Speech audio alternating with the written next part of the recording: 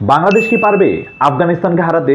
যেখানে শ্রীলঙ্কার এক হাসারাঙ্গার সামনেই আমাদের ব্যাটসম্যানদের নাজেহাল অবস্থা, সেখানে আফগানের এই বিশ্বমানের স্পিন অ্যাটাকের সামনে কতটাই কার্যকর হবে আমাদের ব্যাটসম্যানরা, তাই এখন চিন্তার বিষয়।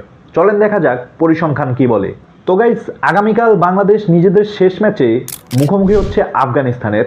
শেষ ম্যাচ বলার কারণ হচ্ছে, বাংলাদেশ যদি কাল আফগানিস্তানকে হারিয়েও দেয়, সেই ক্ষেত্রেও বাংলাদেশকে তাকিয়ে থাকতে হবে এক কঠিন সমীকরণের দিকে।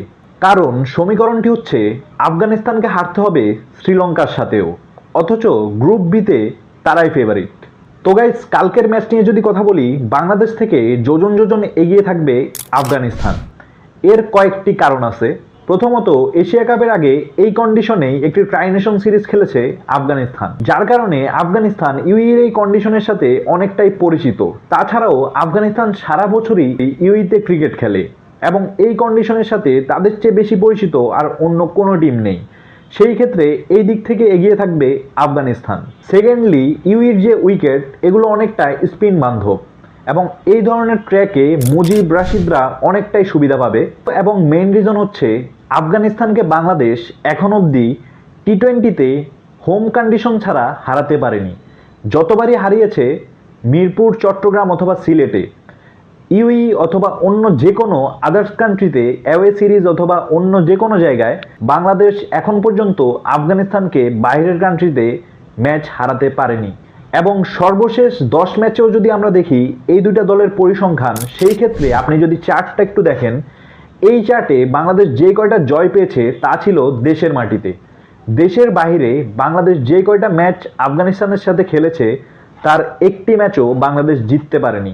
তার মানে আফগানিস্তানের বিপক্ষে হোম কন্ডিশন কাজে লাগিয়েই বাংলাদেশ জিতেছিল যে কয়টি ম্যাচ জিতেছে। আফগানিস্তানের বিপক্ষে হোম কন্ডিশন ছাড়া কোনো জয় পায়নি বাংলাদেশ। সেই বিবেচনায় বাংলাদেশ পিছিয়ে আফগানিস্তান থেকে। তাছাড়াও আফগানিস্তান রিসেন্টলি যে ধরনের ক্রিকেট খেলতেছে, তার ধারে কাছেও নেই বাংলাদেশ। অ্যান্ড লাস্ট একটা ডিসকাশন, তাওহিদ হৃদয় নাকি সাইফ হাসান। গত 2 ম্যাচে যেহেতু তাওহিদ হৃদয় নিজেকে প্রমাণ করতে পারেনি, সেই ক্ষেত্রে সাইফ হাসান একটি সুযোগ অবশ্যই পাওয়ার যোগ্য।